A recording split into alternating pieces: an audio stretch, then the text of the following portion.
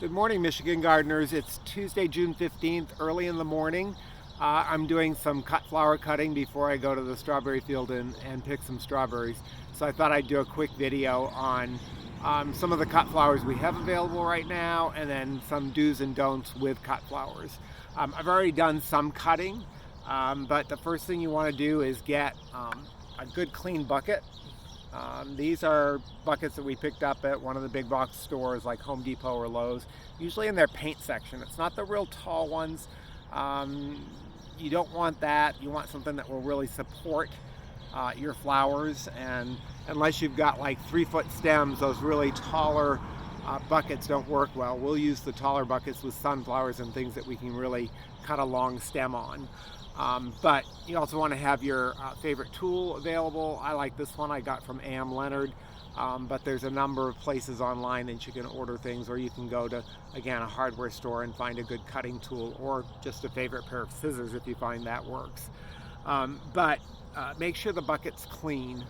Use some bleach and some water and clean it out, and then we fill it about 1/4 to 1/3 full of water. And then we add a little bit of bleach to that also to try to keep the water sterile, and to hopefully keep the flowers happy and lasting longer in people's vases. So like I said, I already did some cutting. This is Snapdragon. I think it's Costa Apricot. I didn't look down and find the tag, but we got some seeds from Floret Seed, Floret, which is online now, but they're also a pretty big flower producer out in the West. And I cut the stems, and then I stripped off all the leaves down to a certain point, because you don't want those leaves in the water decomposing. Again, it introduces bacteria and decreases the life of your flowers. So I cut a few of those, and then I went down and I cut some sweet peas, which are in bloom, and this almost makes a bouquet just by itself, just looking at it right here. I cut fairly low on the sweet peas because I want them to have a good stem. Sometimes they get, or I get a couple of sweet pea flowers coming out, but I don't like to just cut this one stem here unless you're doing a really small vase. It's better to have a little bit more length to your stem. And again, when you put them together, they almost make a bouquet just on their own, but you could add snapdragons to that. Other things that you could put in too at this time of year. There's plenty of perennials that are blooming. Lots of stuff that you could cut and put in for filler if you wanted to. I'm going to cut some ageratum. I'll bring that over and show you. We have a taller ageratum. Most people think ageratum is just a landscaping plant, small, short, blue plant.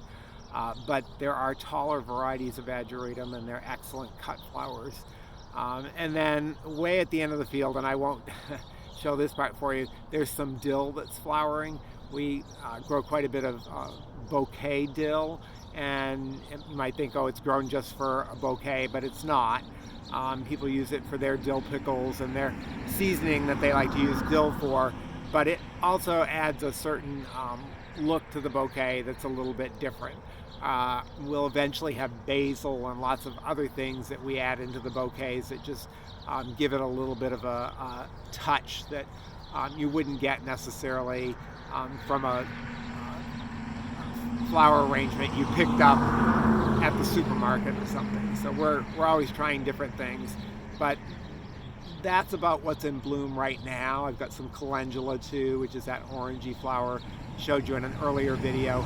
Those are all things that are blooming now, along with perennials in the garden, and you're certainly welcome to come by the farm if you want to cut. We don't have people come out into the field to cut, but the perennial garden is open, and people can go in there and cut if they want to cut their own flowers. And we'll start at this point to keep some flowers loosely in buckets for people to purchase if they want to make their own bouquet. And my sister usually puts together a few bouquets to have, so that people who want to just come in and have something ready-made, they can stop by and pick one up. Still strawberry season, like I said. If you're holding out for a late strawberry season, I don't think that's going to be the case this year. We had a week of high 80s, 90s, and humidity. So we're already picking on our latest variety. We usually don't start on that variety until around the 20th, but we started on that variety around the 12th of June. So I don't think that we're going to go through the 4th of July this year, which we have done the last 2 years. It's simply been too hot recently, and it was too warm early in the spring. You may not remember that because May was such an odd month with cold spells and hot spells. But earlier in March and earlier in April, before we had those freezes toward the end of April, it was really a much milder spring and things got ahead, including the strawberries. So I don't think it's going to be a long season this year, but certainly check with your growers that you like to go to, if you like to U-pick, or if you're putting in orders with somebody, be sure and check and make sure they are going to still be picking. I think our picking will take us through Father's Day, and beyond that I think it's going to kind of be hit or miss here at the farm. We'll see, and I'll update you if that changes a lot, and certainly my sister will at our Facebook page, Bozzard Family Farm. So until next time, I'll see you, and hope you enjoyed this video, and I'll see you next time.